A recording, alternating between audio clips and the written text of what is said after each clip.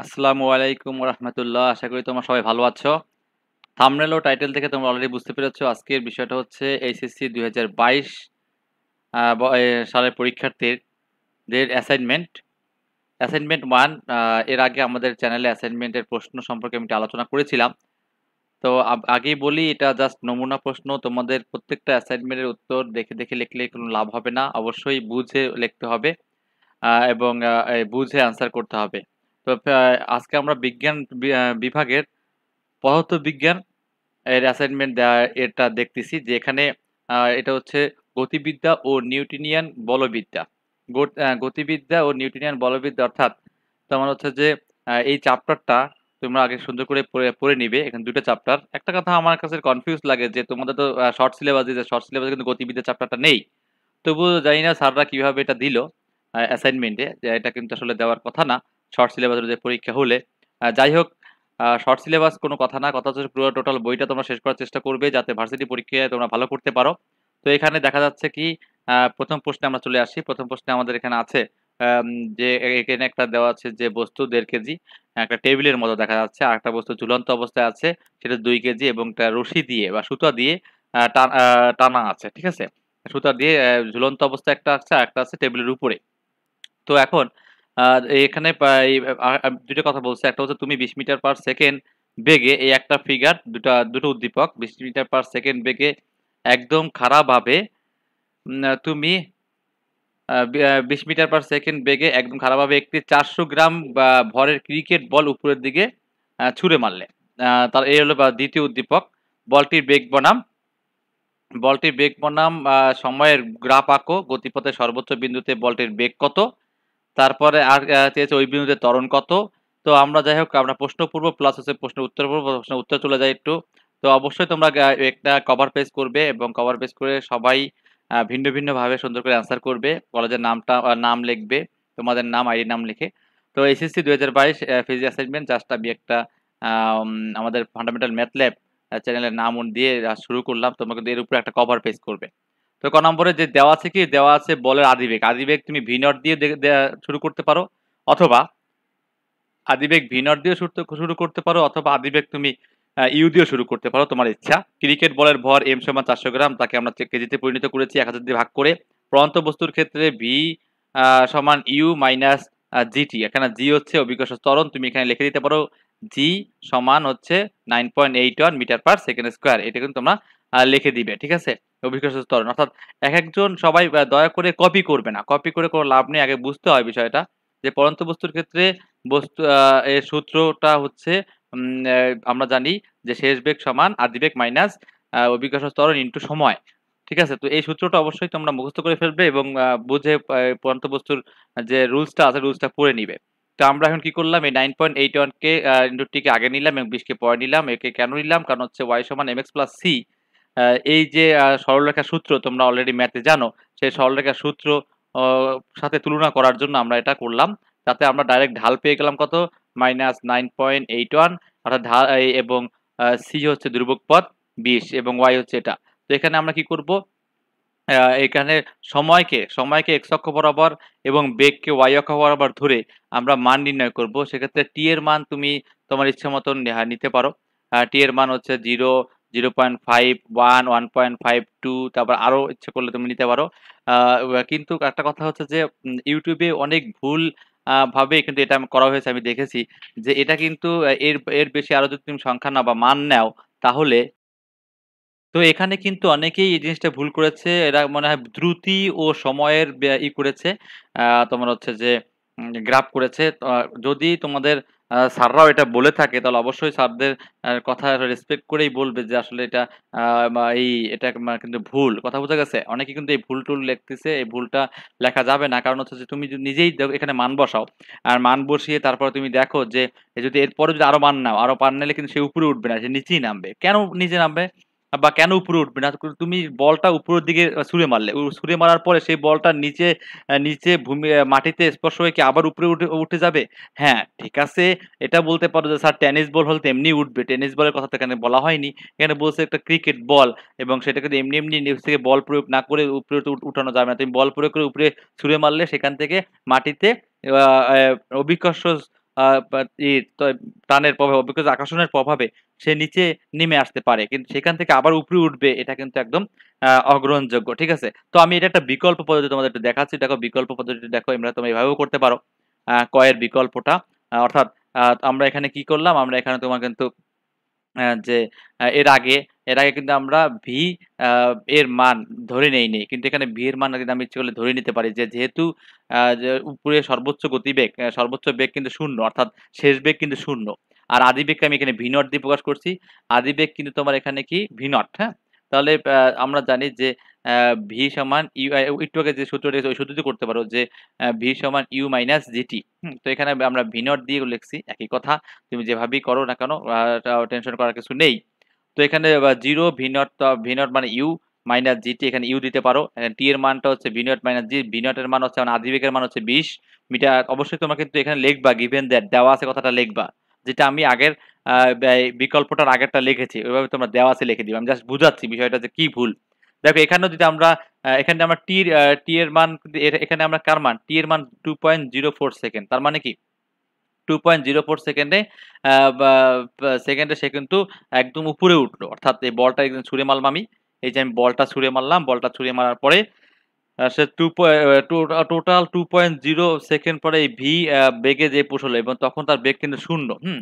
অর্থাৎ এবং তার কিন্তু টোটাল উপরে উঠতে সময় লাগলো কত, 2.04 সেকেন্ড। তার মানে উপরে উঠতে এবং নামতে টোটাল সময় লাগবে কত, 2.04 প্লাস 2.04 মানে 4.08, টোটাল আসতে যাওয়ার সময় লাগবে কিন্তু 4.08 সেকেন্ড। ঠিক আছে, তো যাই হোক এইটা তোমার কাজে লাগবে সামনে, তুমি পাবে। তো এখানে টি সমান 0 হলে, টি সমান 0 যখন ছিল তখন ভি এর ভি কোথায়, এখানে ভি এর মান কি হবে, ভি এর মান কিন্তু তখন আদি বেগের সমান হবে, কারণ তখন বলটা এখানে ছিল তোমার হাতে। আবার যখন সময় 0 সেকেন্ড, তখন সময় যখন 2.4 সেকেন্ড হলো, তখন কিন্তু ভি এর মান কত, শূন্য। দেখো ভি এর মান কত, মান বসিয়ে দেখো, তুমি 20 মাইনাস 9.8 ইন্টু 2.04, তাহলে তোমার কিন্তু এখানে মান কত আসে, এখানে কিন্তু আমার মান শূন্য আসে। আমি একটু ছোট করে দেখাই, এই যে পুরোটা দেখা যাচ্ছে। মান এসে তোমার কিন্তু এখানে তোমার কি আসে, মান কিন্তু তোমার কাছে কিন্তু তখন শূন্য আসে, ভি এর মান। হ্যাঁ, অর্থাৎ এই যে চূড়ায় যে কিন্তু ভি এর বলের ভি এর মান কিন্তু শূন্য চলে আসে, চূড়ায় যে বলের ভি এর মান কিন্তু আমার শূন্য চলে আসে। ঠিক আছে, তো এখানে আমরা টি সমান 4.08, অর্থাৎ বলটা প্রথমে এই যে যে চূড়া পর্যন্ত পৌঁছালো, সেখান থেকে আবার ফিরে আসলো, টোটাল সময় কত, এই 4.08 হলে ভি সমান হবে এখানে ভি এর মান তখন কি হয়, 4.08 যদি তুমি এখানে দিয়ে দাও এর মান, তাহলে দেখো এখানে তুমি মানটা তুমি এখানে টি এর পরিবর্তে, তুমি যদি 4.08 দাও, তাহলে বিয়োগ করো, বিয়োগ করলে কত মান আসে, বিয়োগ করলে কিন্তু দেখবা এখানে এর মান আসবে কত, ভি এর মান আসবে তোমার হচ্ছে তোমার 0 পয়েন্ট মাইনাস মাইনাস 20। এখানে বি এর মান কিন্তু -20, মাইনাসটা আমি দেই নাই, বি এর মান হবে -20। ঠিক আছে, তোমরা করে দেখো যে এটা এই যে টি এর জায়গায় 4.08 যদি বসিয়ে দেখো, তাহলে দেখবা ভি এর মান এত আসে। এরপরে তোমরা এটা এটা এটা করলে, এটা তুমি এইভাবে করে তারপর ছক তৈরি করবে, তাহলে সবচেয়ে ভালো হবে। এর আগের অঙ্ক, আগেরটাই কিন্তু আমি ডাইরেক্ট তোমার হচ্ছে ছক দিয়ে দিয়েছিলাম, কিন্তু তোমরা এভাবে করে ছক তৈরি করবে, তাহলে কিন্তু তোমার জন্য বেটার হবে। সবাই একরকম করে কপি করবে না, অবশ্যই বোঝার চেষ্টা করবে, কারণ ভার্সিটি ভর্তি পরীক্ষা কিন্তু তোমার অবশ্যই উত্তীর্ণ হতে হলে মাথায় এইসব বিষয়গুলোর জ্ঞান থাকতে হবে, মাস্ট বি থাকতে হবে। তো এখানে আমরা টি সমান 0 হলে ভি এর মান হচ্ছে 20, টি সমান 2.04 হলে ভি এর মান 0, টি সমান 4.08 হলে ভি এর মান -20। ঠিক আছে, এই -20, তো এরপরে আমরা কি করব, এদিকে ওয়াই অক্ষ বরাবর বেগ এবং এক্স অক্ষ বরাবর, ওয়াই অক্ষ বরাবর বেগ এবং এক্স অক্ষ বরাবর আমরা কি করতে পারি, ঠিক আছে, এ- এক্স এক্স অক্ষ এবং এক্স অক্ষ বরাবর সময় নিয়ে আমরা কিন্তু গ্রাফটা আঁকবো। কিন্তু অনেকেই ভুলে কিন্তু গ্রাফ কিন্তু এটা এদিকে একে আবার এই আবার উপরের দিকে চলে গেছে, যেটা একদম ভুল। সেটা এই বেগের সাথে এটা কখনোই সামঞ্জস্য না, কখনোই এই হবে না, ভুল দয়া করে তোমরা লেখো না। তো আমরা খ নম্বর প্রশ্ন চলে যাই। তো এটা তো অলরেডি তোমরা বুঝেছো, এই হচ্ছে আমার ক নম্বরের বিকল্প। ক নম্বরের বিকল্প, এটা হচ্ছে ক নম্বরের বিকল্প, এটাও তোমরা দিতে পারো, অথবা তোমরা ক নম্বর যেটা প্রথমে দিয়েছিলাম যে এইটা, এটাও তোমরা দিতে পারো। ঠিক আছে, তোমাদের যেটা ইচ্ছা এটাও দিতে পারো। কারণ আমার কিন্তু টার্গেট হচ্ছে তোমাদের অ্যাসাইনমেন্টের উত্তরটা লিখে দেওয়া না, আমার টার্গেট হচ্ছে তোমাদের বুঝানো।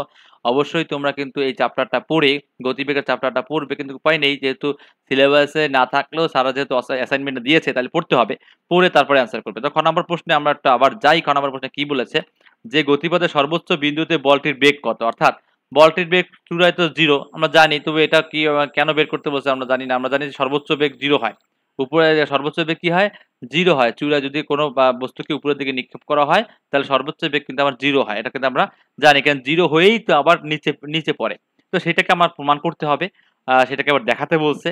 তো এখানে অনেকেই আছে কি এটা ডাইরেক্ট লিখছে। ডাইরেক্ট লিখে যে সর্বোচ্চ বেগ 0 শেষ। কিন্তু না, আমরা প্রমাণ করব এবং প্রমাণ করে অ্যান্সার করব। ঠিক আছে? নাহলে কিন্তু ফুল মার্ক নাও পেতে পারো। কারণ এখানে কিন্তু অলরেডি বলে দিয়েছে যে কিভাবে লিখতে হবে। সূত্র গ্রহণযোগ্য সবকিছু লিখতে হবে কিন্তু বলে দিয়েছে। তো আমরা আবার এতে যাই। তো এখানে আমরা কি করতে পারি? ক্ষয়ের উত্তরটা ভালো করে খেয়াল করো। সর্বোচ্চ উচ্চতায় উঠতে সময় লাগে। এটা একটা যেহেতু সর্বোচ্চ উচ্চতার সময়, এটা একটা সূত্র। T সমান u sin theta by g। u হচ্ছে আদিবেগ, g হচ্ছে অভিকর্ষ ত্বরণ। অবশ্যই এখানে তোমরা লিখবা given that এখানে t এত t তো নাই, সরি। দেখো টি এর মানটা এখানে 2.04 ক্ষয় এটার মাধ্যমে বের করতে পারি। আর একটু আগে বিকল্প যেটা দেখেছি ওটা আবার দেখতে পারো, ওখানেও কিন্তু টি এর মান এটা আসছিল। তুমি যেভাবে করো বিকল্প দিয়ে করতে পারো ক নাম্বার, বা এভাবে করতে পারো। তো আমরা টি এর মান কিভাবে বের করবো? ইউ সাইন থিটা বাই জি। জি হচ্ছে অভিকর্ষ ত্বরণ। অবশ্যই তোমরা এখানে গিভেন দ্যাট বা কি দেওয়া আছে অবশ্যই লিখবা, কিন্তু এখানে এটা লিখবা। আমি এটা লিখে দিচ্ছি না, একটু কষ্ট করো। একটু কষ্ট করলে কিন্তু ভালো হয়, কষ্ট করলে শেখা হয়। একটু কষ্ট করো, কষ্ট করে তোমরা লিখে নাও, ঠিক আছে? কারণ আমি কিন্তু এটা চাচ্ছি না যে তোমরা আমারটা দেখে দেখে সুন্দর করে লিখে মার্ক পেয়ে যাও। এটা কিন্তু একটা টিচারের কাজ না। আর এর জন্য এই গ্রামের অনেকে আছে এগুলো জানিই না কিভাবে সে লিখবে, হ্যাঁ? তো সেজন্য অবশ্যই জানতে হবে। এটা কিন্তু আমি তোমাদের গ্রাম বলে তোমাদের আমি অবহেলা করতেছি না। এটা পরিস্থিতির শিকার, তোমরা কিছু করার নেই। তো আমরা সর্বোচ্চ বেগ সর্বোচ্চ উচ্চতায় উঠতে সময়ের সূত্রটা মনে রাখবো। টি সমান ইউ সাইন থিটা বাই জি। এখানে থিটা হচ্ছে 90 ডিগ্রি, কারণ লম্বভাবে নিক্ষেপ করা হয়েছে। তাহলে সাইন 90 তোমরা জানো 1। তাহলে 1 আমি লিখলাম, আমি ডাইরেক্ট লিখছি। ইউ হচ্ছে 20 মিটার পার সেকেন্ড, আর হচ্ছে জি হচ্ছে 9.8 মিটার পার সেকেন্ড। এখানে অবশ্যই এখানে দিয়ে কি আছে এটা অবশ্যই তোমরা একটু লিখে দিবে, হ্যাঁ? তারপরে এখানে আমরা টি এর মান পেলাম। টি সমান কত? 2.04 সেকেন্ড। তো টি এর মানটা এখানে বসাবো। একটু আগে যে সূত্রটা করলাম ইউ মাইনাস জিটি। ভি সমান ইউ মাইনাস জিটি। এখানে ভি নট দিয়ে করলেও পারো, বা তুমি ই দিয়ে করলেও পারো। এখানে তুমি ভি নট দিয়ে করলেও পারো, অথবা তুমি ইউ দিয়ে করলেও পারো, তোমার যেটা ইচ্ছা। তো এখানে তোমার দেখো, তুমি ক্যালকুলেশন করে দেখো যে 9.8 ইন্টু 2.04 বিয়োগ করলে অবশ্যই এখানে 20 মাইনাস 9.8 ইন্টু এখানে 0 চলে আসে। দুইটাই 20 0 আসে, অর্থাৎ সর্বোচ্চ উচ্চতায় বেগ 0 হবে। তো এটাই কিন্তু আমি আরেকটা বিকল্প পদ্ধতি করেছি। তোমরা এখন একটু দেখো বিকল্পটা কেমন।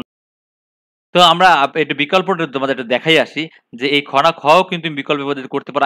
আমার টার্গেট, আমি আগেই বলছি যে আমার টার্গেট শিখানো। তো এখানে আমি শিখানো, যদি তোমরা একটু লেখে যদি লেখে একটু করতে চাও, তাহলে তুমি কিভাবে লিখবে দেখো। তুমি যদি লেখে করতে চাও একটু আগে ওইভাবে গাণিতিকভাবে ডাইরেক্ট গাণিতিকভাবে করতে পারো, বা লেখেও করতে পারো। তো লেখে করতে হলে তোমার কি করতে হবে? এগুলো তুমি লিখতে পারো যে বিকল্প আমি লিখছি, তুমি যেকোনো একটা চুজ করে লিখবে। খাড়া উপরের দিকে নিষ্ক্রিয় বস্তুর ক্ষেত্রে সর্বোচ্চ উচ্চতায় বেগ 0। এটা আমরা জানি, লিখবা আমরা জানি। খাড়া উপরের দিকে নিষ্ক্রিয় বস্তুর ক্ষেত্রে সর্বোচ্চ উচ্চতায় বেগ 0, কেননা অভিকর্ষ ত্বরণ সর্বদা নিচের দিকে ক্রিয়া করে। ঠিক আছে? মানে ও নিষ্ক্রিয় বস্তুর ক্ষেত্রে বলতে কি, যে ও কিন্তু বারবার যেমন বিমান উপরের দিকে উঠতেই থাকে, কারণ বিমানের ইঞ্জিন চলতে থাকে, কিছু করার নাই। কিন্তু তোমার একটা নিষ্ক্রিয় বলতে কি, তুমি নিচ থেকে যতটুকু বল দিলে এটা নিষ্ক্রিয়, সে কিন্তু আস্তে আস্তে কি তার শক্তি ক্ষয় হবে এবং সে কিন্তু আবার পুনরায় ফিরে আসবে। তাই বেগ 0, কেননা অভিকর্ষ ত্বরণ সর্বদা নিচের দিকে ক্রিয়া করে, যেহেতু একটি ভেক্টর এবং গতিপথ এর বিপরীত গতিপথের বিপরীত স্পন্দন। একটি ভেক্টর এবং গতিপথ এর বিপরীত গতিপথের বিপরীতে স্পন্দন, অর্থাৎ তোমরা সবসময় বিপরীত গতিপথে চলে আসে, আর অর্থাৎ বেগ হ্রাস পেতে থাকবে। বেগ কি উপরে উঠালে একসময় বেগ হ্রাস পেয়ে আবার সে নিচে ভূপতিত হবে। এভাবে একসময় বেগ 0 হবে। তখন এটি সর্বোচ্চ উচ্চতায় কোথায় থাকবে? এরপর বস্তুটি অভিকর্ষ বলের প্রভাবে নিচে নামতে শুরু করবে। ঠিক আছে? সর্বোচ্চ উচ্চতায় কোথায় থাকবে? তখন এটা সর্বোচ্চ উচ্চতায় থাকবে, কিন্তু যখন বেগ 0 হয়ে যাবে, আবার পরে কি বস্তুটি নিচে এই অভিকর্ষ বলের প্রভাবে, অর্থাৎ পৃথিবীর যে অভিকর্ষ বলের তাকে আকর্ষণ করবে, সেই প্রভাবে নিচে নামতে শুরু করবে। ঠিক আছে? আর যদি তুমি এমন জোরে মানে ফোর্সে মারতে পারো যে অভিকর্ষ বলকে ছাড়াইয়া চলে যাবো, তাহলে সে কিন্তু আর ভিতরে আসবে না। ঠিক আছে? অর্থাৎ অভিকর্ষ বলকে যদি সে অতিক্রম করে যায়, তাহলে কিন্তু সে কিন্তু আর পৃথিবীতে ফিরে আসছে না। যাই হোক, ওটা আলাদা কথা। তো জানি না স্যাররা এটা এই এক লাইনের উত্তরটা আমরা কিভাবে কি দিয়েছে, এটা একটা ইউনিভার্সাল জিনিস, ইউনিভার্সাল ট্রুথ। তো এটা একটা থিওরিকে আমরা প্রমাণও করলাম। তো আমরা কি লিখবো? অবশ্যই আগের মতো যে দেওয়া আছে এখানে এইচ কি? এইচ হচ্ছে যে উচ্চতা, সর্বোচ্চ উচ্চতা বড় হাতের এইচ লিখলাম, যে কত উচ্চতায় উঠতে পারে। কত উচ্চতায় উঠতে পারে এটাকে আমি এইচ দিয়ে প্রকাশ করলাম। তারপর এইচ সমান আমরা একটু পেয়েছি, হ্যাঁ? কত? 20.48। এটা কিভাবে বের করব? ভি নট স্কয়ার মাইনাস 2জি। V not square minus 2g হচ্ছে এইচ বের করার নিয়ম। V not square minus by 2g, sorry minus না, ভি নট এইচ সমান v not square by 2g, এখানে সর্বোচ্চ উত্তর এইচ, ঠিক আছে। তারপর এখন দিয়ে, তারপরে আমরা জানি দিয়ে কিন্তু আমরা লেখা শুরু করতে পারি এভাবে। এখানে এটা একটু নিচে নেমে গেছে বিধায় একটু কেমন লাগছে আসলে। আমি একটু উপরে দিই, এই দেখো এই হচ্ছে এইচ, হ্যাঁ। তাহলে এইচ, এরপরে আমরা এইচ এর মান বের করব। এইচ সমান হচ্ছে v square v not square by 2g, অথবা ইউ দিয়ে করলে, যদি আদিবেগ ইউ দিয়ে করো তাহলে you square by 2g, you এর মান হচ্ছে 20, 2 ইন্টু 9.8, সেখান থেকে কাটাকাটি করলে ভি এর মান হচ্ছে 20.48 মিটার, অর্থাৎ উচ্চতা কিন্তু 20.48 মিটার উচ্চতা সে উঠেছিল। হ্যাঁ, এইচ ম্যাক্স বলে, অনেক স্যার আবার এইচ ম্যাক্স বলে এটাকে, সেটা দিয়ে তুমি প্রকাশ করতে পারো। বা এই বড় হাতের এইচ দিতে পারো, ছোট হাতের দিলে এইচ ম্যাক্স দিবা, আর বড় হাতে দিলে হচ্ছে বড় হাতের এইচ দিবা। তো এরপরে হচ্ছে আমরা জানি আমি আজা লিখেছি, আবার আজা লিখে ফেলাম না। বি স্কয়ার সমান v not square minus 2gh, তো বি নট স্কয়ার অর্থাৎ মানে ইউ স্কয়ার, এর মান 20, এবার 2g এর মান আমরা জানি 9.8। অবশ্যই এখানে তোমরা লিখে দিবে যে এখানে এত জি হচ্ছে এত, বি নট হচ্ছে এত, এবং এইচ হচ্ছে এত লিখে দিবে। তারপর মানে বি এর মান 0। দেখো এখানেও আমরা শেষ বেগ 0 পেলাম এই ক্যালকুলেশন করে। আবার বিকল্প পদ্ধতির আগেরটা কিন্তু আমরা 0 পেলাম সাইন থিটা দিয়ে করে। অর্থাৎ তুমি যেটা করো যেভাবেই করো সুন্দর করে বুঝে করবে দয়া করে। আর সবাই দয়া করে একটু কষ্ট করো, হ্যাঁ। এখানে হুবহু দেখে দেখে তুললে কোনো লাভ নেই। তো খাড়া উপরের দিকে নিষ্ক্রিয় বস্তুর ক্ষেত্রে ত্বরণের মান পরিবর্তন হয় না, সুতরাং লিখতে পারো বাতাস ঘর্ষণ অপেক্ষা করলে নিষ্ক্রিয় বস্তুর উপর কেবলমাত্র অবিকর্ষ ত্বরণ ক্রিয়া করে। যেহেতু অবিকর্ষ ত্বরণ কোন নির্দিষ্ট স্থানের নির্দিষ্ট উচ্চতায় ধ্রুবক, তাই বলা চলে যে ক্রিকেটের সর্বোচ্চ উচ্চতায় হচ্ছে ত্বরণ, ঠিক আছে। তো এই আমরা এভাবে কিন্তু এই জিনিসটা লিখতে পারি। আমরা পরবর্তী প্রশ্নে চলে যাই। পরবর্তী প্রশ্ন কি আছে? গ নাম্বার, ওই বিন্দুতে ত্বরণ কত? ওই বিন্দুতে আবার ত্বরণ চেয়েছে, ঠিক আছে। ওই বিন্দুতে আবার ত্বরণ কত? তাহলে এই বিন্দুতে ত্বরণ চেয়েছে, ত্বরণটা আমরা কিভাবে করব একটু ভালো করে খেয়াল করেন। একদম সহজ জিনিস। তাহলে ওই বিন্দুতে ত্বরণ কিন্তু অলওয়েজ কি আম ওখানে অনেকেই বলছে ত্বরণ 0। এখন আমরা জানি কি ত্বরণ মানে জি এর মান। জি এর মান কিন্তু সব জায়গায় 9.8। হ্যাঁ, জি এর মান কিন্তু সব জায়গায় 9.8। তবুও স্যার যে কেন দিয়েছে প্রশ্ন স্যাররাই ভালো জানে। যাই হোক, আমরা স্যার যে দিয়েছে আমরা এটাকে আবার প্রতিবেদন করি। ঠিক আছে? প্রতিবেদন করে দেই, তাহলে আমাদের কাজ শেষ। আমাদের কাজ হচ্ছে প্রতিবেদন করে দেওয়া। তো আমরা অবশ্যই বুঝে করবে। তো এখানে তোমরা লিখবে দেওয়া আছে বা গিভেন দ্যাট এখানে ভি স্কয়ার সমান ইউ স্কয়ার মাইনাস 2gh, জি এর মান তুমি জানো, ইউ এর মান তুমি জানো। ই এর মান হচ্ছে 20। এবং এটাগুলো তুমি দেওয়া আছে কিন্তু আগে লিখে দিবে। হুম? তো এখানে তুমি এখান থেকে ছুড়ে মারলে তোমার এখানে তখন বেগ ছিল কত? আদি বেগ ছিল 20 মিটার পার সেকেন্ড। এইচ উচ্চতা, ঠিক আছে? মানে এইচ ম্যাক্স, ঠিক আছে? এখানে তোমার জি এর মান কত সব জায়গায়? আমরা জানি সব জায়গায় জি এর মান কত? 9.8 মিটার পার সেকেন্ড স্কয়ার। এটা কিন্তু আমরা জানি, তবে এটা আমরা প্রমাণ করব। তো এখন আমরা এই সূত্রটা জানি, বি স্কয়ার মাইনাস সমান ইউ স্কয়ার মাইনাস 2gh। তো সেখান থেকে ক্যালকুলেশন করে জি সমান আছে v square minus u square by 2h। আবার বলিও না এটা কিভাবে আসলো, এটা কিন্তু আমি করি নাই, ডাইরেক্ট করছি। তোমরা কিন্তু অবশ্যই একটু এটা কি করবে, এই 2gh এই পাশে পাঠিয়ে দিবে, bs কে এইটা ওই পাশে পাঠিয়ে দিবে, হ্যাঁ। 2gh এই পাশে পাঠিয়ে দিবে, অথবা তুমি ইউএস কে পাশে পাঠিয়ে দিবে। এরপরে জি রেখে বাকিটা করে দিবে, মাইনাস হবে। এই ক্যালকুলেশন তোমরা পারবে, এখানে আমি কিছু বলবো না। ভি এর মান 0, ইউ এর মান 20। এখানে আমরা নিচে হচ্ছে -2 ইন্টু 20.48, এইচ এর মান এইচ ম্যাক্স। এখানে এইচ বলতে এইচ ম্যাক্স, হ্যাঁ, বড় হাতের এইচ লিখে দিই। এখানে এইচ বলতে এইচ ম্যাক্স মানে সর্বোচ্চ উচ্চতা জানা না থাকলে কিন্তু আমার আসলে ত্বরণ বের করা সম্ভব না। তো এজন্য আমাকে উচ্চতা বের করতে হবে। যদি তোমরা ক্ষয়ের বিকল্পটা না লেখো, যদি তোমরা ক্ষয়ের বিকল্পটা না লেখো, একটা ভালো কথা বলি, ভালো করে খেয়াল করো। যদি তোমরা ক্ষয়ের বিকল্পটা না প্রথমটা লেখো, তাহলে তোমার এইচ এর মানটা কিন্তু বের করে নিতে হবে করতে হলে। কথা বুঝছো? যদি তুমি ক্ষয়ের বিকল্পটা না লিখে এইটা লেখো, অর্থাৎ ক্ষয় যদি তুমি এইটা লেখো, তাহলে কিন্তু এখানে তুমি এইচ এর মান জানছো না। তখন কিন্তু তোমার এই যে প্রথম যে লাইনটা, বিকল্পের প্রথম লাইনটা এইচ, এই লাইনটা তোমার কিন্তু অবশ্যই করতে হবে। ঠিক আছে? অর্থাৎ এইচ এর মানটা তোমার কিন্তু বের করে নিতে হবে গ এর জন্য। তখন এইটা গ এর ভিতরে তুমি ইনক্লুড করে দিবে। কথা বোঝা গেছে? এবং চিত্র ফিজিক্সে চিত্র দিয়ে আঁকলে সবচেয়ে সুবিধা ভালো হয়। পেন্সিল দিয়ে চিত্র আঁকবে, স্যার ম্যাডাম খুশি হয়ে তোমাদের ফুল মার্ক দিবে। তো এখানে আমরা কিন্তু জি এর মান অলরেডি পেয়ে গেলাম 9.8 মিটার পার সেকেন্ড। ক্যালকুলেশন করে ইউ এর মান বসিয়ে ভি এর মান 0, ইউ মানে আদিবেগ বা ভি নট দাও অনেক সাদা, তোমরা ভি নটও দিতে পারো। আর এইচ এর মান হচ্ছে 20.48। তো আবার বলতেছি, বিকল্প লিখলে এইচ এর মান লিখতে পারবো খ হতে প্রাপ্ত, আর বিকল্প না লিখলে আমরা কিন্তু এইচ এর মান এখানে বের করে নিতে হবে। ক্লিয়ার? তো আমরা পরবর্তী প্রশ্ন চলে যাচ্ছি। পরবর্তী প্রশ্নটা কি আছে?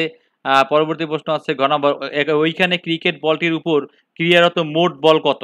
ক্রিকেট বলটির উপর ক্রিয়ারত মোট বল চেয়েছে, ঠিক আছে। তো ক্রিয়ারত মোট বল, আমরা একটু চলে যাই, একদম সহজ, একদম ছোট প্রশ্ন এটা, এ নিয়ে টেনশন করার কিছু নেই। তো আমরা ঘ নম্বর প্রশ্নে এখানে চলে আসলাম। এই দেখো, একটু দেখো, খেয়াল করো। ক্রিকেট বল এর উপর ক্রীড়াত মোট বলের সূত্র হচ্ছে কি, বা ক্রীড়াত মোট বল চাইছে আমার কাছে, সূত্র হচ্ছে বল সমান ভর গুণ ত্বরণ। ভর গুণ ত্বরণ, ঠিক আছে? ভর এবং ত্বরণ এই দুটো মিলিয়ে কিন্তু ওই উপরে যে উচ্চতায় ক্রীড়াত মোট বল পাবো আমরা, ঠিক আছে? তাহলে ত্বরণ হিসাবে অভিকর্ষ ত্বরণকে ব্যবহার করা হয়। তো এখানে কি কি দেওয়া আছে অবশ্যই লিখবা। যেহেতু বল হচ্ছে এফ, ভর হচ্ছে এম, ত্বরণ হচ্ছে জি, তাহলে অতএব এফ সমান এম জি, ঠিক আছে? তো এখানে ত্বরণ হিসাবে এই লাইনটা তোমরা ইচ্ছে করলে সাইড নোটও দিতে পারো। তাহলে এখানে এম এর মান আমরা জানি 0.4 কেজি, তারপর জি এর মান 9.81 মিটার পার সেকেন্ড স্কোয়ার। এখানে অবশ্যই লিখবা, যে আমি লিখেই দিয়েছি গিভেন দ্যাট, বা কি কি দেওয়া আছে লিখে দিয়েছি, তোমরা লিখে নিবে। তো আমরা বলের মান পাই 3.92 নিউটন, একদম সহজ প্রশ্ন। তো আমরা চলে যাই 19 নম্বর প্রশ্নে।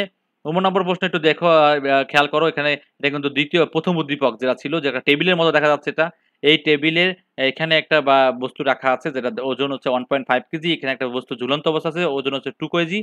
তো এইখানে একটা জিনিস ভালো করে খেয়াল রাখতে হবে, এটা সুতো দিয়ে টানা আছে। তো এখানে কাজ কি, এরা কি কাজ করতেছে দেখো ভালো করে একটু, আমরা বোর্ডে তোমাদের দেখাচ্ছি এখানে কি কাজ করতেছে। যেমন এই যে এটাকে তোমার যে টান, অর্থাৎ টি হচ্ছে সুতোর টান, ঠিক আছে? তো এটা যেহেতু এটা ঝুলন্ত অবস্থায় আছে, অর্থাৎ সুতোকে কিন্তু টানতেছে, ও যে বলে টানতেছে, এই বস্তু সেই বলেই টানতেছে।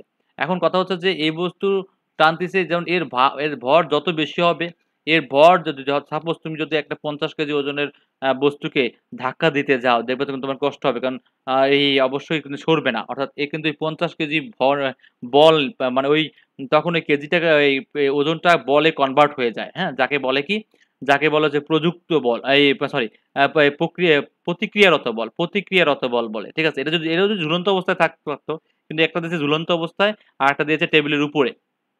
এবং এখানে আরেকটা বল কাজ করে, সেই বলটা হচ্ছে ঘর্ষণ গুণাঙ্ক কাজ করে। এই যে ঘর্ষণ গুণাঙ্ক কাজ করে, এবং ঘর্ষণ গুণাঙ্কের মান দেওয়া আছে 0.2। তো আমার কি চেয়েছে প্রশ্নে, আমার কাছে চেয়েছে যে প্রশ্নটাকে আমরা একটু বুঝে নেই। প্রশ্নে চেয়েছে যে ফিগার 1 এ 1.5 কেজি ভর একটি টেবিলের উপর স্থির অবস্থানে আছে, 2 কেজি ভর আরেকটি ভর একটি অসম্প্রসারণশীল। তার মানে কি? সম্প্রসারণশীল সুতো হবে না, মানে ইলাস্টিক আছে না সুতো, যেগুলো লাইলনের সুতো বলে আমরা, সেই সুতো না, যে সুতো আমার বৃদ্ধি পাবে না টানলে, ঠিক আছে? সেই সুতা দিয়ে ঝুলানো হলে টেবিলে এত কেজি ভরের মাঝে গুণাঙ্ক এত, হ্যাঁ? তো এখানে ১ নম্বর প্রশ্ন যে ভরদ্বয়ের ত্বরণ কত? এখন এই ২ টার ত্বরণ চেয়েছে। এই ২ টার ত্বরণ কত, ও সুতো যদি অসম্প্রসারণশীল না হতো, মানে সম্প্রসারণশীল হতো। সুতো যদি সম্প্রসারণশীল হতো, অর্থাৎ ইলাস্টিক হতো, যে টানলে বৃদ্ধি পায়, টানলে বাড়ে, বৃদ্ধি পায়, তাহলে কি হবে? এটাও চাইছে।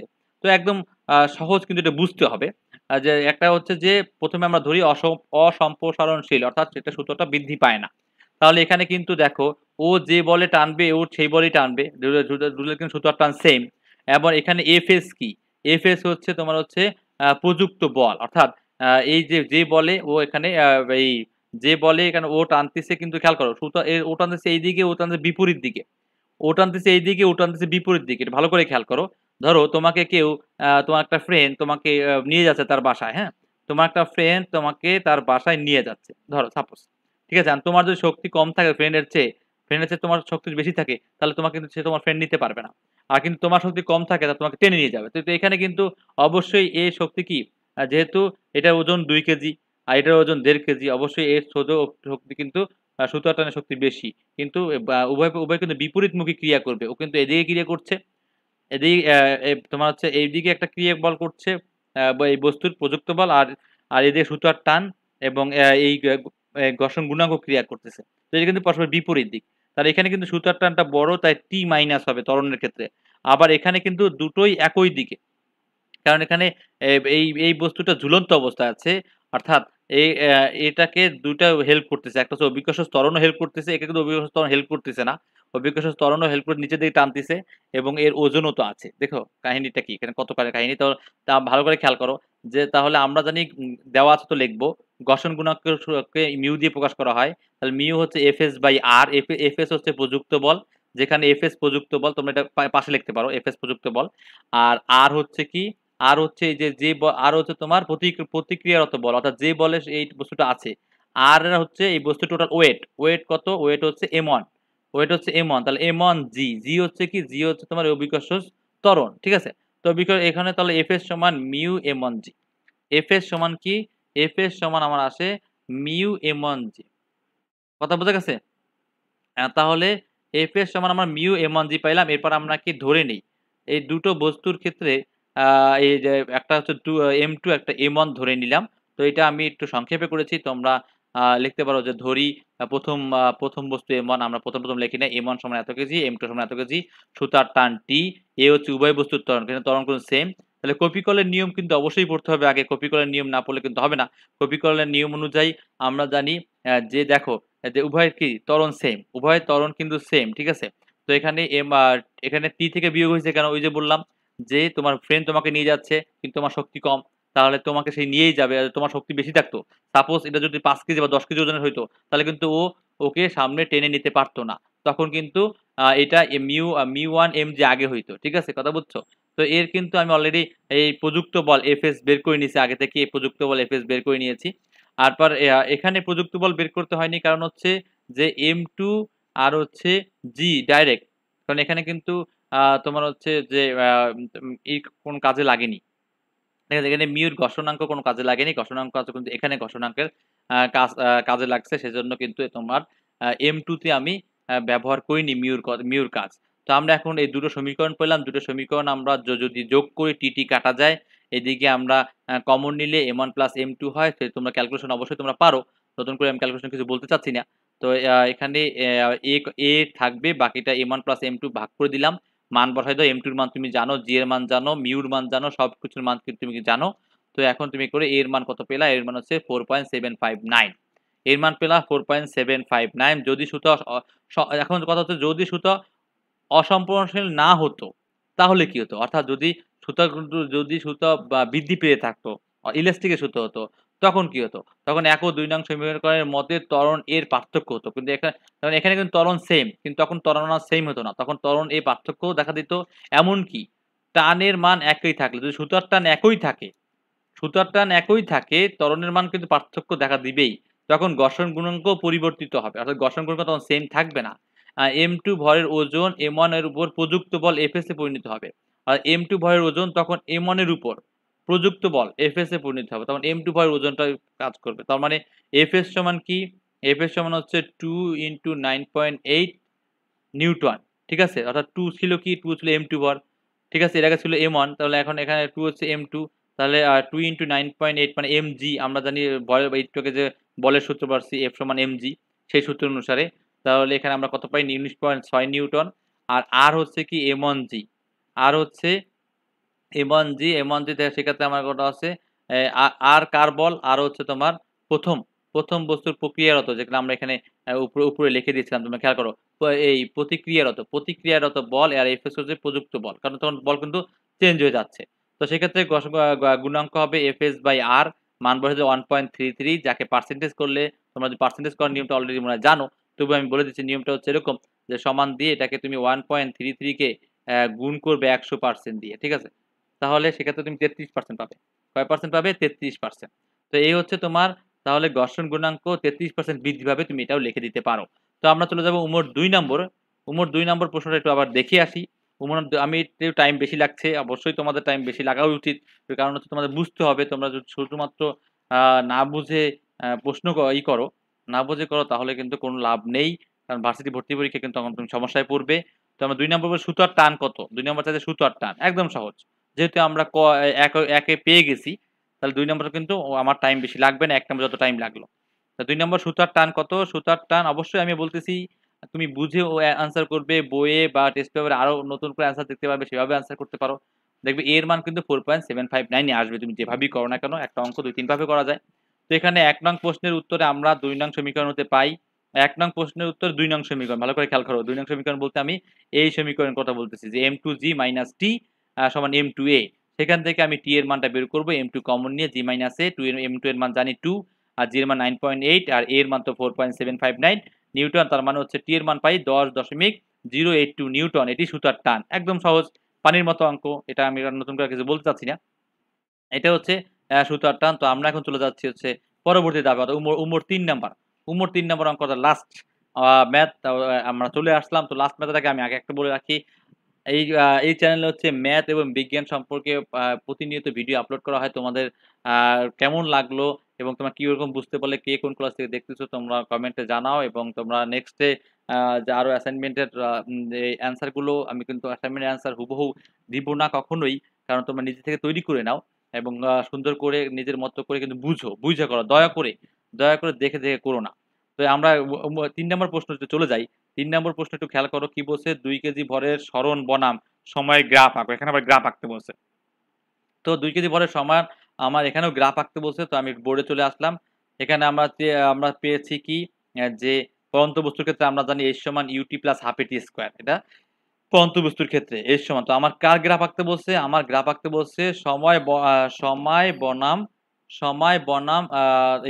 সরণ বনাম সময়। সরণ বনাম সময়। অর্থাৎ কতটুক সরণ হলো এবং সময় কি সেটা। ঠিক আছে? সেজন্য কিন্তু আমার H দিয়ে আমি শুরু করলাম। এখানে তোমার হচ্ছে H হচ্ছে মিটার, কত মিটার তোমার সরণ হলো এবং T হচ্ছে সময়। তো আমরা T কে হচ্ছে x অক্ষ বরাবর আর H কে y অক্ষ বরাবর ধরে গ্রাফ আঁকবো। এরকম আস্তে, আস্তে কিন্তু গ্রাফটা উপরে উঠতে থাকবে। যত মান তোমরা নাও এর সাথে উপরে থাকবে। তখন H সমান UT plus half AT square. তাহলে যেহেতু আদিবেগ এখানে কত? আদিবেগ তোমার 0 তাহলে UT কিন্তু এই T এর সাথে 0 গুণ করলে UT বাদ যায়। তাহলে আমরা জানি আদিবেগ 0। ঠিক আছে? এখানে লিখে দিয়েছি যে M2 বস্তুর ত্বরণ এর নিচে নামছে। ত্বরণ কি নিচে নামছে যেহেতু আদিবেগ 0। এটা নিচে নামছে, আদিবেগ 0 হয়ে যাবে। তাও এখন তাহলে H সমান হাফ AT স্কয়ার তাহলে হাফ ইনটু আ প T এর মান 4.759 এর মান 4.759 আমরা আগেই পেয়েছি। আর T স্কয়ার তাহলে 2.38 T স্কয়ার। ঠিক আছে?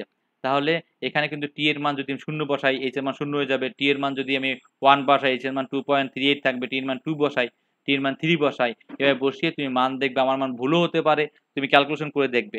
আর এটা কিন্তু ডাইরেক্ট ম্যাথমেটিক্যাল করছে কিন্তু ফিজিক্স এ কিন্তু এরকম ডাইরেক্ট করে না।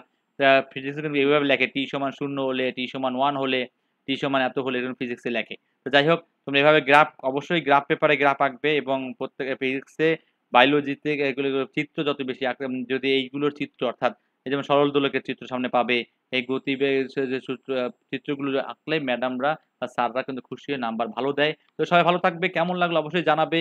তো আজকে এ পর্যন্তই।